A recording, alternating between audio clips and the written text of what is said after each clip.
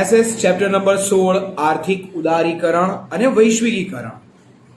ભારતે 1947માં આઝાદી પ્રાપ્ત કરી ઝડપથી આર્થિક વિકાસ સાધવા આપણી સરકારે આયોજન એના માર્ગનો સ્વીકાર કર્યો.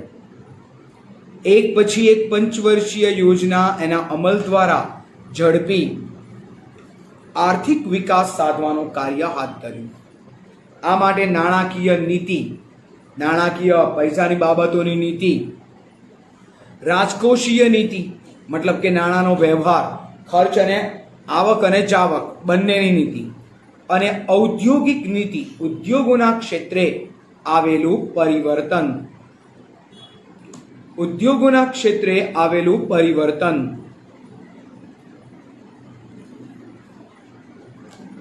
એની સમયે સમયે જાહેરાત કરી, પરંતુ ઘણી યોજના પૂરી થઈ ત્યાં સુધી આર્થિક વિકાસમાં સાધવામાં સફળતા પ્રાપ્ત ન થઈ. સરકાર બહુ પ્રયત્ન કર્યા પણ આર્થિક વિકાસ હજુ સુધી સાધી શકાયો નથી. આથી સરકારે નિષ્ફળતાના કારણોની તપાસ, ભૂતકાળમાં કરેલી ભૂલોને સુધારી લેવા માટે જુદી જુદી આર્થિક નીતિને નવો ઓપ એટલે આકાર કે સ્વરૂપ આપવાનું, ઓપ કે આકાર કે સ્વરૂપ આપવાનું એને શરૂ કર્યું. નવી પદ્ધતિ આપવાની શરૂઆત કરી અને જે અન્વયે 1991ની ઔદ્યોગિક નીતિમાં આર્થિક વિકાસને પોષક બને તેવા આર્થિક સુધારા અમલમાં મૂક્યા, જેને ઉદારીકરણ કહે છે. બરાબર, જેને શું કહેવાય? ઉદારીકરણ. મતલબ કે આર્થિક નીતિમાં સુધારા કરવા, આર્થિક નીતિમાં સુધારા કરવા, જેમાં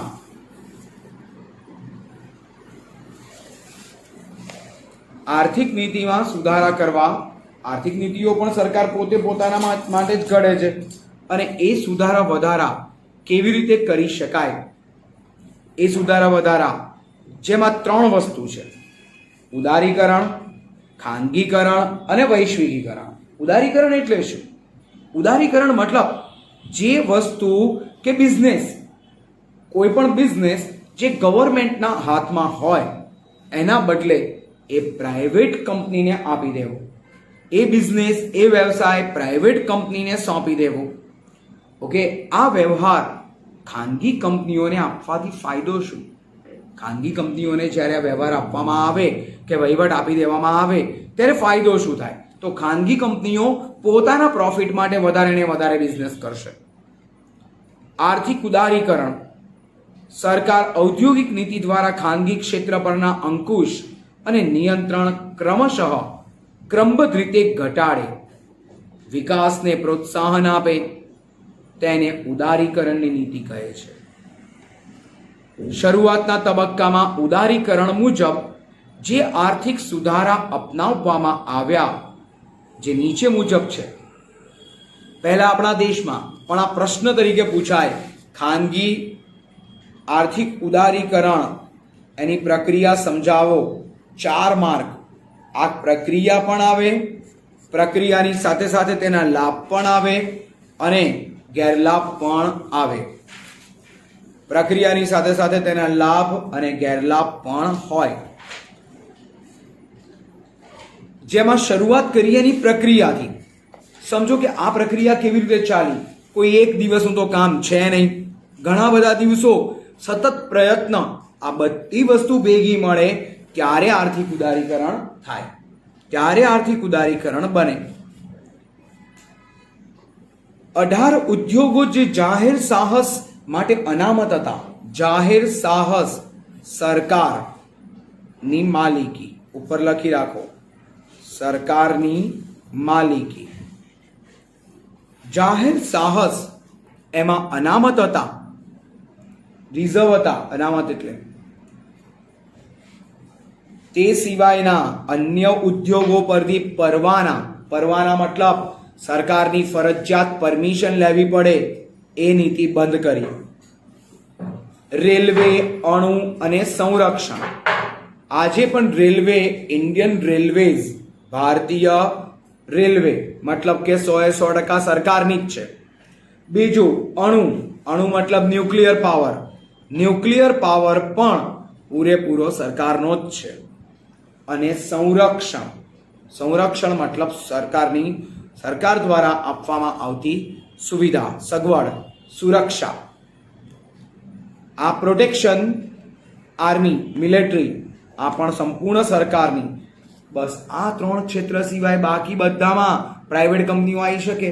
પહેલા વિમાનોમાં નહોતી, ઇન્ડિયન એરલાઇન્સ અને એર ઇન્ડિયા 2 જ હતી. એના બદલે અત્યારે કેટલી બધી કંપનીઓ આવી ગઈ. પહેલા અહીંથી મુંબઈ જવું હોય તો 10,000 રૂપિયા ભાડું હતું, અને મુંબઈ કરતાં ડબલ ગોવા, એનું 3500 રૂપિયા ભાડું છે અત્યારે. 3500, 3500 રૂપિયા જ ભાડું છે. કેમ? કારણ કે કોમ્પિટિશન, સ્પર્ધા થઈ. પહેલા ટેલિફોનમાં માત્ર એક જ ચાલતી હતી. સૌથી જૂની ટેલિફોન કંપની હતી જે એ સૌથી જૂની કંપની હતી સંચાર ભારતી. પાછળથી એને પણ સરકારે પ્રાઇવેટમાં ફેરવી દીધી. 50% ગવર્મેન્ટ, 50% પ્રાઇવેટ. બરાબર. એનું નામ બન્યું BSNL, ભારત સંચાર નિગમ લિમિટેડ. અને એ સિવાય પણ ખાનગી કંપની કેટલી બધી આવી ગઈ. જીઓ, એરટેલ, ઓકે, બહુ બધી છે. ખાલી ઇન્ડિયાની નહીં, આઉટ ઓફ ઇન્ડિયાની કંપનીઓ પણ આવી, જેમાં વીઆઈ તો આઉટ ઓફ ઇન્ડિયા અને ઇન્ડિયા 2 મિક્સ છે. વોડાફોન ઇન્ડિયાની બહારની કંપની છે. હવે ઉદ્યોગો માટે ફરજિયાત નોંધણી કરાવવી પડે એ પ્રથા રદ કરી, કેન્સલ કરી, કે કમ્પલસરી તમારે કંઈ ફરજિયાત એની નોંધણી કરાવવાની જરૂર નથી. ઉદારીકરણ, એના કેટલાક લાભ. પણ એ પહેલા એક પોઈન્ટ છે કે પ્રદૂષણ ન ફેલાય અને પર્યાવરણ માટે જોખમી ના હોય તો એવો કોઈ પણ વ્યવસાય તમે સરકારની પરવાનગી વગર શરૂ કરી શકો છો. તાત્કાલિક સરકારની મંજૂરી મેળવવાની જરૂર જ નથી. તો સરકારની પરવાનગી વગર પણ તમે આ શરૂઆત કરી શકો છો. ઉદારીકરણના લાભ. ઉદારીકરણને પરિણામે ખાનગી ક્ષેત્રને મુક્ત વિકાસ એની તક મળી. આર્થિક ઉદારીકરણની નીતિ જેનો સ્વીકાર કરવાથી વિદેશ વેપાર, ઇન્ટરનેશનલ બિઝનેસ, ઇન્ટરનેશનલ ટ્રેડ એને તક મળી. આંતરરાષ્ટ્રીય વેપારને તક મળી. સાથે વિદેશ વેપારમાં વૃદ્ધિ થઈ, વિદેશના વેપારમાં વધારો થયો. આપણે આપણા દેશમાંથી જે વસ્તુ મોકલતા હતા લગભગ વિદેશ વેપાર ડબલ થઈ ગયો આપણો. ડબલ. કેમ? કારણ કે સરકારે છૂટછાટ આપી. એ પછી વિદેશ વેપાર, એનું પ્રમાણ ખૂબ વધ્યું. વિદેશ વેપારમાં વધારો થવાથી વિદેશી હુંડિયામણ, બીજા દેશની કરન્સી આપણને મળતી થઈ. ઉદારીકરણના પરિણામે દેશમાં આંતરમાળખાકીય સગવડ વધી. ઉદારીકરણ, એના કારણે દેશની આંતરિક સુવિધા વધી. ઇન્ટરનેટ ફાસ્ટ બન્યું. વાહન વ્યવહાર માટે રસ્તા, સડક, બ્રિજ, જ્યાં બહુ ટ્રાફિક જામ થતો હોય એના બદલે એનાથી પણ સારી સુવિધા, ફાસ્ટેસ્ટ સુવિધા, પ્લેન, શિપ, તમને જે વધારે અનુકૂળ આવે બધી સુવિધાઓ વધી. આને કહેવાય આપણું આંતરિક માળખું. શું કહેવાય આને? આંતરિક માળખું. આ આંતરિક માળખું, એની સગવડમાં વધારો થયો. ઉદારીકરણ, એના ગેરલાભ. ખાનગી ક્ષેત્ર પરના અંકુશ ઘટવા છતાં ઇજારાશાહીના વલણમાં ઘટાડો કરી શકાયો નથી. આપણે ઘટાડી શક્યા નથી. માત્ર ઔદ્યોગિક ક્ષેત્ર પર જ ધ્યાન આપવાથી ભારત કૃષિના ક્ષેત્રના વિકાસમાં પાછળ રહી ગયું. આવકની અસમાનતા વધી. આયાત વધવાની સાથે સાથે નિકાસ. આયાત એટલે શું? બીજા દેશમાંથી, બરાબર, આયાત, નિકાસ, આ બંને. આયાતનો મતલબ થાય બીજા દેશમાંથી ખરીદેલી વસ્તુ, આયાત કહેવાય. English import, imported. આપણા દેશમાં ઉગતી કે ઉત્પન્ન થતી વસ્તુ એને બીજા દેશમાં વેચીએ તો એને કહેવાય નિકાસ. તો આયાત એટલે ખરીદી, નિકાસ એટલે વેચાણ. આ મગજમાં રાખો, યાદ રહેવું છે. આયાત વધવાથી અને નિકાસ ઘટી.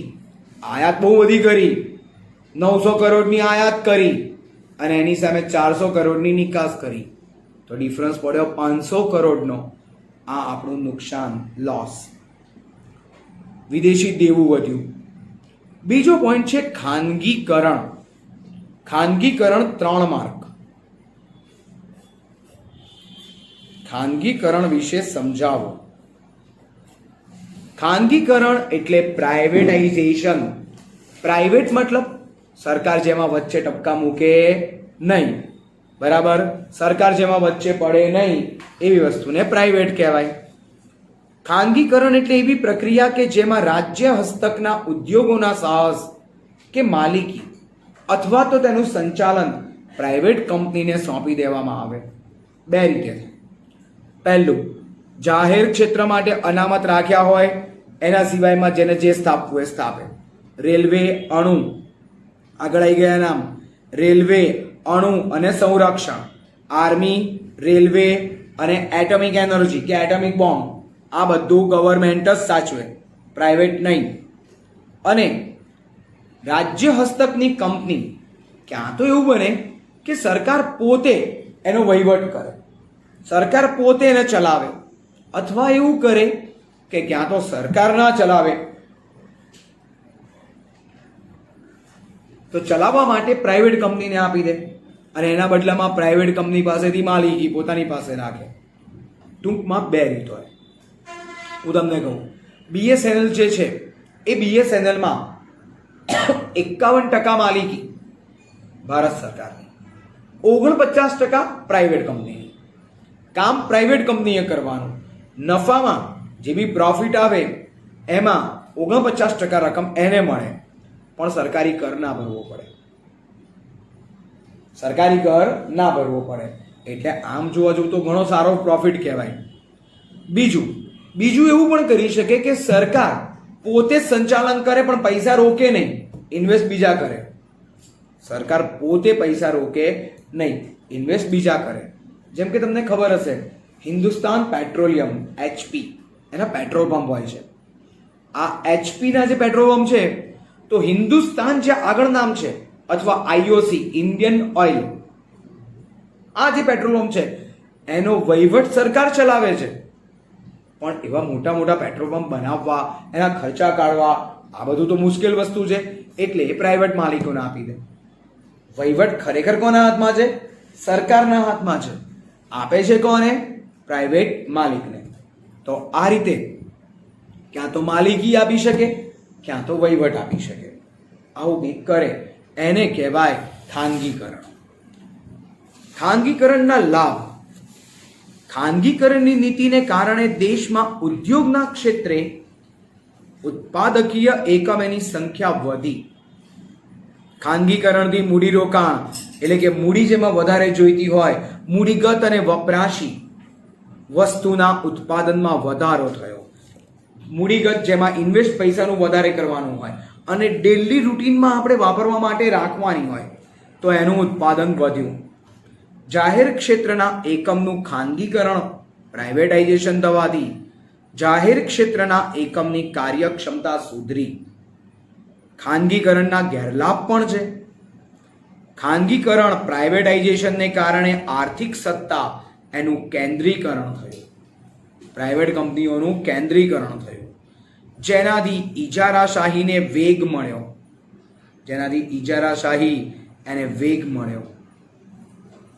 અને ઇજારાશાહીનો મતલબ થાય કે માર્કેટની અંદર એ વસ્તુનું પ્રોડક્શન કરનાર એક જ કંપની હોય, એટલે એને જે મનમાં આવે ને એ ભાવ લઈ શકે, જે મનમાં આવે એ ભાવ લે.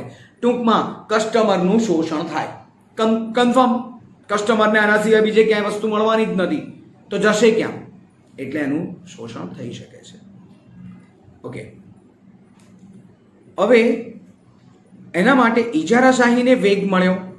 ખાનગીકરણથી નાના ઉદ્યોગ એનો વિકાસ યોગ્ય રીતે ન થઈ શક્યો. માત્ર મોટા ઉદ્યોગને જ લાભ મળ્યો, નાના ઉદ્યોગને કોઈ બેનિફિટ નહીં. મોટા ઉદ્યોગ થોડું ઘણું કમાયા, કે લોકોને લાભ અપાયો, પણ બીજા કોઈ ઉદ્યોગને લાભ મળ્યો નહીં. તો અને એની સાથે ખાનગીકરણના પરિણામે ભાવ અંકુશમાં ના રહ્યા. જે ચીજ વસ્તુના ભાવ સતત વધતા ગયા સ્ટેપ વાઇઝ, અને મોંઘવારી અને ભાવ વધારાની સમસ્યા એ પણ જન્મી પ્રાઇવેટ કરવાથી, પ્રાઇવેટાઇઝેશન કરવાથી. પ્રાઇવેટ કંપનીઓને આટલું બધું આપી દીધું સત્તા, પછી શું થાય? સરકારનો કંટ્રોલ હોય ને તો ભાવ કાબૂમાં રહે. અત્યારે 51% ભાગ પેટ્રોલનો પ્રાઇવેટ કંપનીઓ પાસે છે, એટલે ભાવ કેવા સરસ છે, 100 રૂપિયા પહોંચી ગયા છે. ચાલો, ત્રીજો પોઈન્ટ, વૈશ્વિકીકરણ. વૈશ્વિકીકરણ, વૈશ્વિક મતલબ ગ્લોબલ, ગ્લોબલાઇઝેશન. આ શબ્દ તમે ક્યારેક સાંભળ્યો પણ હશે.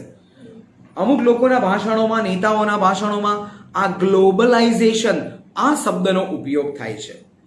વૈશ્વિકીકરણ એટલે દેશના અર્થતંત્રને વિશ્વના અર્થતંત્ર સાથે જોડવાની પ્રક્રિયા. વર્લ્ડના બિઝનેસ એની જોડે આપણા દેશના બિઝનેસને કનેક્ટ કરવાની પ્રક્રિયા, જેના પરિણામે ફાયદો છે વસ્તુ, સેવા, ટેકનોલોજી, શ્રમ, આ બધું ઇઝી બની જાય. એટલે અમેરિકામાં શોધાયેલી ટેકનોલોજી આપણા દેશમાં વાપરી શકાય. આપણા દેશના શ્રમિકો ઓસ્ટ્રેલિયામાં જઈને કામ કરી શકે.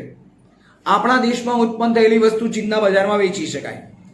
તો આ બધી જ વસ્તુ એ પરસ્પર લેવડ દેવડથી બનતી વસ્તુ, એમાં ફાયદો થાય. વૈશ્વિકીકરણ એના માટેના કેટલાક સુધારા હાથ ધરવાના છે.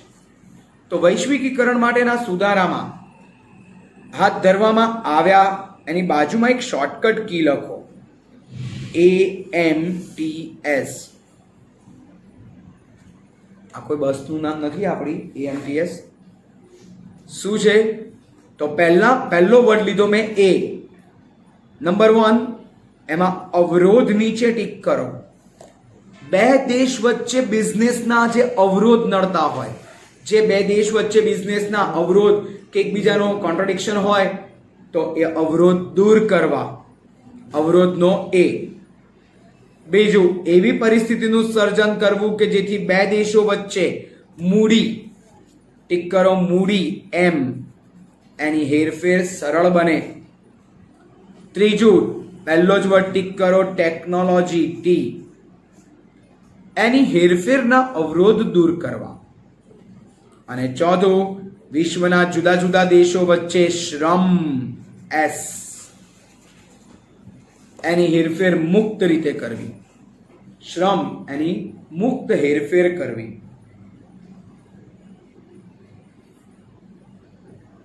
વૈશ્વિકીકરણ એની અસરો. વૈશ્વિકીકરણ એની અસર ભારતીય અર્થતંત્ર પર મિશ્ર પ્રમાણમાં થઈ. ફાયદા પણ થયા, નુકસાન પણ થયું. લાભ પણ થયા, ગેરલાભ પણ થયા. લાભ અને ગેરલાભ બંને થયા. જેના લાભ વૈશ્વિકીકરણને પરિણામે વિદેશી મૂડીરોકાણ, બીજા દેશમાંથી અહીંયા લોકો જે ઇન્વેસ્ટ કરે પૈસા, એનો પ્રોત્સાહન મળ્યું, વધારો થયો. વૈશ્વિકીકરણ દ્વારા વિકસિત દેશોમાં ઉત્પન્ન થતી વસ્તુઓ સરળતાથી પ્રાપ્ત થઈ શકે છે. ઇઝીલી આપણને વસ્તુઓ મળી શકે છે. વૈશ્વિકીકરણના પરિણામે ભારત જેવા વિકાસશીલ દેશો આંતરરાષ્ટ્રીય હરીફાઈમાં ટકી રહેવા શક્તિ પ્રાપ્ત કરે છે. આપણા જેવા ગરીબ તો ના કહેવું જોઈએ, 15મા ચેપ્ટરમાં ભણ્યા એ પ્રમાણે વિકાસશીલ, ભારત જેવા વિકાસશીલ દેશો, એને આવી કોમ્પિટિશનમાં ટકી રહેવા, એને સ્પર્ધામાં ટકવા ફાયદો મળે છે. ગેરલાભ. વૈશ્વિકીકરણથી ગરીબી અને બેરોજગારીની સમસ્યા હલ કરવામાં ધારી સફળતા મળી નથી, ધારેલી સફળતા પ્રાપ્ત નથી થઈ. વિકાસશીલ દેશોને નિકાસ વૃદ્ધિ દ્વારા, નિકાસ મતલબ વેચાણ, એમાં વધારો, વૃદ્ધિ મતલબ વધારો. આપણા જેવા વિકાસશીલ એટલે કે થોડા ગરીબ દેશ હોય, જો આપણી વસ્તુ વધારે માર્કેટમાં વેચાય તો આપણને ફાયદો પૈસાનો વધારે થાય. એટલે એવા દેશોને વધારે લાભ મળે તે પૂરતા પ્રમાણમાં હજુ સુધી મળ્યો નથી. ત્રીજું કે વૈશ્વિકીકરણ એનો મોટો લાભ મોટા મોટા ઉદ્યોગો, લાર્જ ઇન્ડસ્ટ્રીઝને મળ્યો. તમારા અને મારા જેવા લોકોની નાના ઉદ્યોગોની પરિસ્થિતિ તો સાવ ખરાબ રહી. નાના ઉદ્યોગોને લાભ મળ્યો નથી. તો આ હતું વૈશ્વિકીકરણ.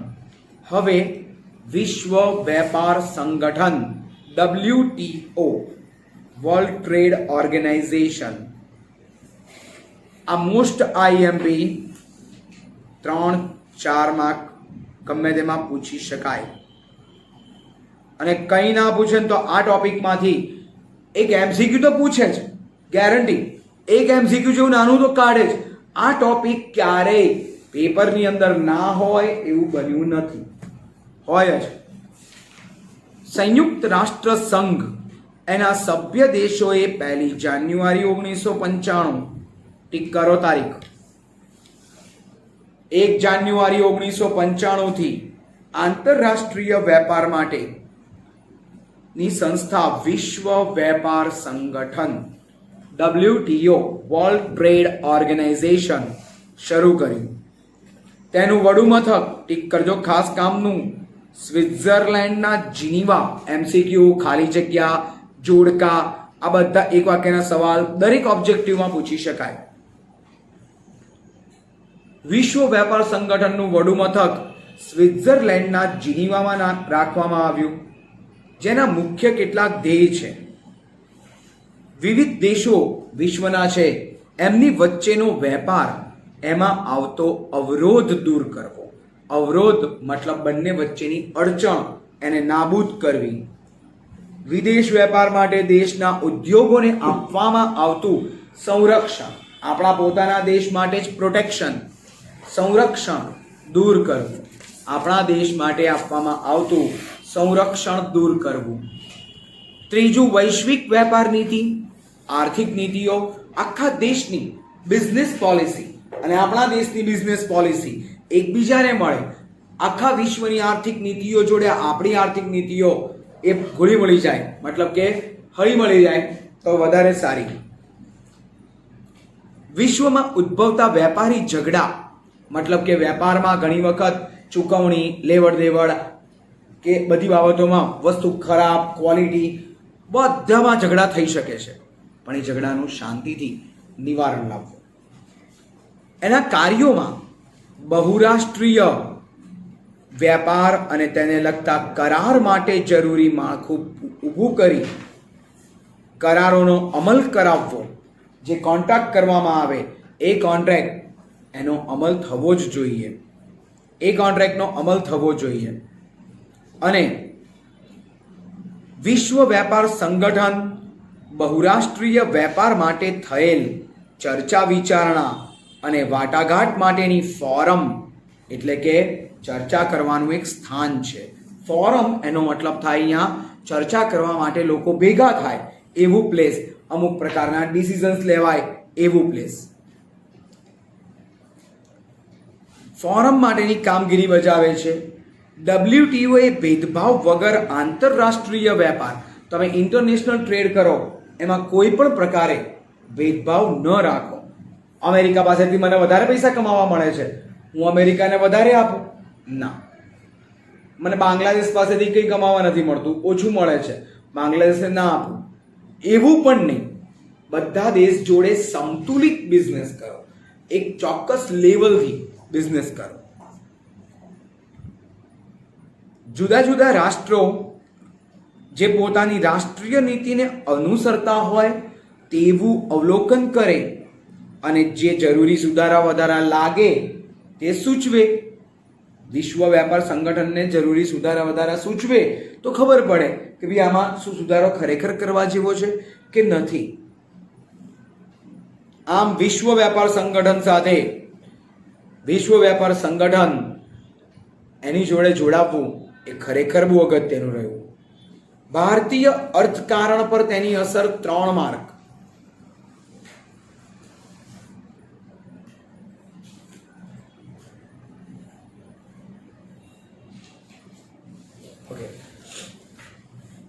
આ સંસ્થાની સ્થાપના સમયથી જ ભારત એનું સભ્ય બનીને રહ્યું છે, પહેલેથી જ.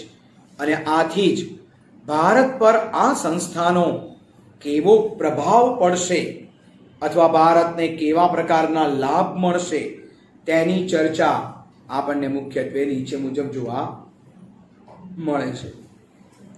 વિશ્વ વેપારમાં ભારતનો હિસ્સો ટીક કરો 0.5 થી વધી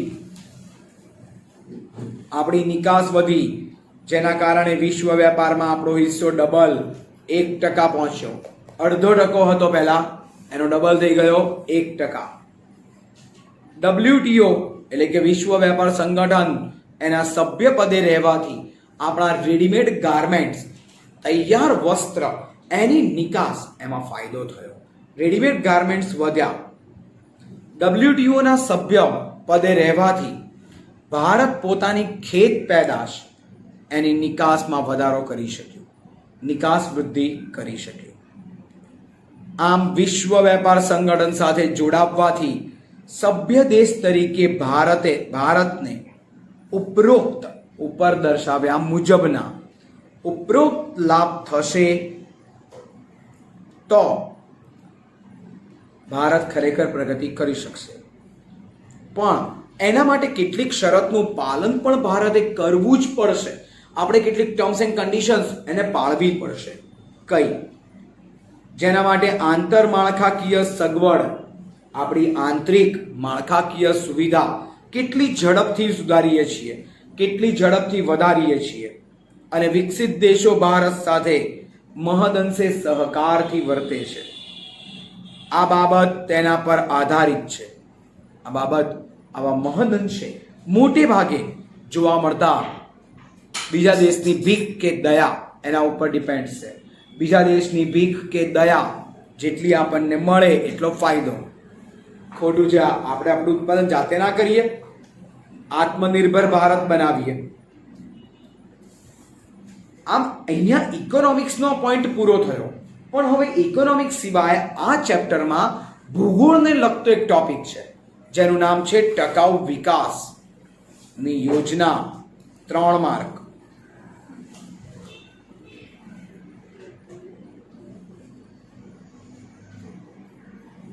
ત્રણ માર્કનો પ્રશ્ન. ટકાઉ વિકાસની વ્યાખ્યા મુજબ ભાવિ પેઢીની જરૂરિયાત, આવનારી ભવિષ્યની પેઢી, અત્યારની પેઢીને પેટ્રોલ 100 રૂપિયા છે તો આવનારને તો 500 રૂપિયાની પત્તી આપવી પડશે. એના કરતા તો લોકો એમ કહેશે તું હેડ કે જા, મેં ચલ કે આતા હું. સીધી વાત. કારણ કે પેટ્રોલ જ આટલું મોંઘું હશે, ખાઈશું પેટ્રોલ ભરાઈશું? શક્ય જ નથી. અને ભવિષ્યની પેઢીને ધ્યાનમાં રાખી તેની જરૂરિયાતને નુકસાન પહોંચાડ્યા સિવાય વર્તમાન અત્યારની પેઢીની જરૂરિયાત પૂરી કરવી. અત્યારની પેઢીને જેટલી જરૂરિયાતો છે એ પૂરી કરવી.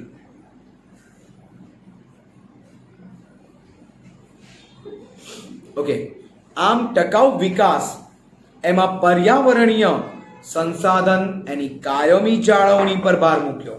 પર્યાવરણના કુદરતી સંસાધનો એની કાયમી જાળવણી કરવી એના પર ભાર મૂક્યો. સાથે માનવ સૃષ્ટિ એની આસપાસ કુદરત અને માનવ સર્જિત આવરણ એટલે કે પર્યાવરણ પર પડેલી ગંભીર અસર, પર્યાવરણ ઉપર જે બેડ ઇફેક્ટ થઈ એના કારણે ટકાઉ વિકાસ એનો ખ્યાલ વિકસ્યો. આજની પેઢી, અત્યારની પેઢીએ જે વિકાસ સાધ્યો, જે ઝડપથી વિકાસ સાધી રહી છે અને તેને ભવિષ્યમાં ટકાવી શકાય તેમ નથી. યાદ રાખજો કે અત્યારે આપણે જેટલી સ્પીડે જઈએ છીએ, જેટલો વિકાસ કરીએ છીએ, ફ્યુચરમાં આટલો વિકાસ નહીં ટકી શકે. તે બધી સગવડ કદાચ વર્તમાન પેઢી જે ભોગવે છે, તમે ને હું અત્યારે જે આપણે વિકાસ ભોગવી રહ્યા છીએ, પણ આપણા પછીની પેઢીને કદાચ આ વિકાસ નહીં જ મળે એવો સતત ડર અંદરથી રહે છે, એવો ભય સેવાઈ રહ્યો છે. આર્થિક વિકાસને કારણે કુદરતી સંસાધન, આર્થિક વિકાસ કર્યો એટલે કુદરતી સંસાધન, કોલસો, પેટ્રોલ, એ કંઈ પણ બાણી અને આપણે ઇલેક્ટ્રિસિટી પેદા કરી, વીજળીનો ઉપયોગ કર્યો. આમ કુદરતી સંસાધનનું પ્રમાણ ધીમે ધીમે ઘટી રહ્યું છે અને ગુણવત્તા ઓછી થાય છે. આ પરિસ્થિતિમાં વિકાસના ખ્યાલમાં પરિવર્તન જરૂરી છે. એટલે જ કહે છે કે વિકાસ માટે પરિવર્તન, ચેન્જ લાવવો જ પડે. અને એ ચેન્જ તમે ને હું જ લાવી શકીએ, વર્તમાન પેઢી અને તમે ભવિષ્યની પેઢી. આજનો વિકાસ અને તેના કારણે પર્યાવરણ પર થતી અસર, કેટલી ખરાબ અસર થાય છે અથવા તો એને બચાવવા માટે શું કરવું, એની સમજ હવે લઈએ. આપણે બધા જ જાણીએ છીએ કે પર્યાવરણ ઉપર જબરજસ્ત ખરાબ અસર થાય છે. પ્રાકૃતિક સંસાધનના સંરક્ષણ તેમજ સંવર્ધન માટેની વ્યૂહરચના. ઉપર લખી દો, ટકાઉ વિકાસની વ્યૂહરચના. ટકાઉ વિકાસની વ્યૂહરચના. પુનઃ ઉપયોગ, રિસાયકલ, ફરીથી ઉપયોગમાં લઈ શકાય તેવા પ્રાકૃતિક સાધન જેવા કે ખેતીલાયક જમીન, જળ, જંગલ, જળ સંપત્તિ બધાની ગુણવત્તા જળવાઈ રહે તે રીતે તેનો વપરાશ કરવો. જે પ્રાકૃતિક સાધનો એક જ વખત ઉપયોગમાં લઈ શકાય, કોલસો, પેટ્રોલ, કુદરતી વાયુ, તેનો બહુ જ કાળજીપૂર્વક સમજી વિચારીને ઉપયોગ કરવો. વાહન વ્યવહારનો ખર્ચ ઓછો થાય તે રીતે ઉદ્યોગનું સ્થાન નક્કી કરવું. અને વાહનોમાં અને ઉદ્યોગોમાં પર્યાવરણ મિત્ર ટેકનોલોજી, બાજુમાં લખી દો ઇકો ફ્રેન્ડલી ટેકનોલોજી, અને ઇકો ફ્રેન્ડલી કહેવાય.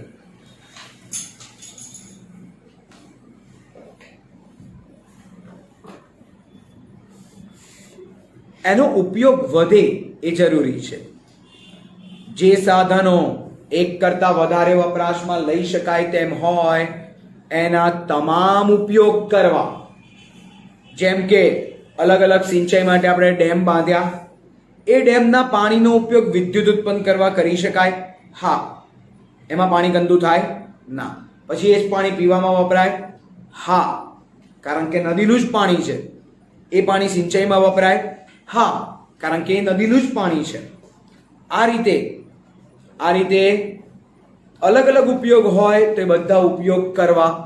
વીજ ઉત્પાદન, પૂર નિયંત્રણ, વાહન વ્યવહાર. પ્રાકૃતિક સાધનોનો દુરુપયોગ કે બગાડ ના થવો જોઈએ. આડેધડ વાપરે છે લોકો. અરે અહીંયાથી આટલે જવું હોય ને એમાં એક્ટિવાના 5 આંટા મારશે, પણ એ 5 આંટામાં આપણું 50 રૂપિયાનું પેટ્રોલ વળી ગયું. રૂપિયાની રીતે નહીં, અડધો લીટર પેટ્રોલ ખતમ થઈ ગયું. એની રીતે વિચારો. બિન આયોજિત ઔદ્યોગિક કચરાનો નિકાલ, જૈવિક, રસાયણ, વધતા જતા ગંદા વસવાટ, આ બધા ઉપર નિયંત્રણ મૂકવા. ઉત્પાદનના તમામ ક્ષેત્રમાં સૌર ઉર્જા, પવન ઉર્જા જેવી બિન પરંપરાગત ઉર્જા, એનો વપરાશ વધ્યો અને વાપરવા માટે ભાર મૂકવો જ જોઈએ. તો જ આ વ્યૂહરચના સફળ થાય. છેલ્લો સવાલ, પર્યાવરણની સુરક્ષા માટે લેવાયેલા પગલાં. Most IMP 3 mark.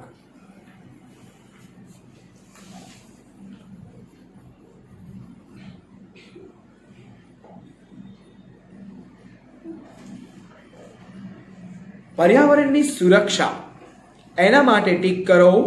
સ્વીડનના પાટનગર સ્ટોકહોમ શહેરમાં 1972માં પહેલી વખત પૃથ્વી પરિષદ બરાબર, વર્લ્ડ કોન્ફરન્સ ઓન એન્વાયરમેન્ટ એ ભરવામાં આવી. પછી તો વખત વારંવાર ભરી. તો સ્વીડનના પાટનગર સ્ટોકહોમ 1972 અને વિશ્વ પૃથ્વી પરિષદ, આટલું ટીક કરો. ત્યારબાદ વખત ભરી. જુદા જુદા અનેક સંમેલન અને શિબિર યોજાઈ. તેમાં પર્યાવરણની સુરક્ષા માટે અનેક પગલાં લેવાનું નક્કી કરવામાં આવ્યું. ભારત પણ આ વૈશ્વિક પ્રયાસમાં સામેલ છે. રાષ્ટ્રીય સ્તરે પર્યાવરણની જાગૃતિ માટે સરકાર વિવિધ પ્રયાસ કરી રહી છે. જેમ કે દેશના મુખ્ય શહેરોના પ્રદૂષણની માહિતી એ પ્રગટ કરે છે. પ્રદૂષણ પર નિયંત્રણ રાખવા માટે કેન્દ્ર અને રાજ્ય સરકાર બંનેમાં બોર્ડની રચના છે. પ્રદૂષણ પોલ્યુશન અંડર કંટ્રોલ PUC, આ એક સર્ટિફિકેટ જે વ્હીકલમાં આપવામાં આવે છે. વિશ્વભરમાં 5 જૂન ટીક કરો, આ દિવસને વિશ્વ પર્યાવરણ દિન તરીકે ઉજવાય છે. 1981માં આ પણ ટીક કરો, ભારત સરકારે વાયુ પ્રદૂષણ નિયંત્રણ ધારો, મતલબ કે પોલ્યુશન અંડર કંટ્રોલ, વાયુ પ્રદૂષણ નિયંત્રણ ધારો, વાયુ પ્રદૂષણ મતલબ કે પોલ્યુશન અંડર કંટ્રોલ એનું કામકાજ કર્યું. પોલ્યુશનને કંટ્રોલ કરવા માટેનો ધારો કાયદો પસાર કર્યો. વાતાવરણમાં રહેલા ઓઝોન ટીક કરો, O3, ઓઝોન ખબર છે ને? ઓઝોન એના સ્તરમાં પડેલું ગાબડું, પરમાણુ કચરાનો નિકાલ, જૈવિક વિવિધતાની જાળવણી માટે વૈશ્વિક સમજૂતી. આમ પર્યાવરણના રક્ષણની જવાબદારી આપણા બધાની છે. જુઓ, પર્યાવરણ છે તો આપણે ટકીશું, શ્વાસ લઈ શકીશું, ખાઈ શકીશું, પી શકીશું. પણ જો પર્યાવરણ નહીં હોય તો આપણે પણ નહીં હોઈએ. માટે જ એના રક્ષણની નૈતિક ફરજ છે આપણી. જો આપણે પ્રદૂષણ ઉપર અંકુશ નહીં મૂકીએ તો એ સમય દૂર નથી કે જ્યારે પૃથ્વી પરનું સમગ્ર વાતાવરણ નષ્ટ થઈ જાય, નાશ પામશે. તો આમ આ 16મું ચેપ્ટર, સ્ટાર્ટિંગમાં બિઝનેસ અને છેલ્લે ભૂગોળ, એની સાથેનું આ નાનકડું પ્રકરણ અહીંયા પૂરું થાય છે.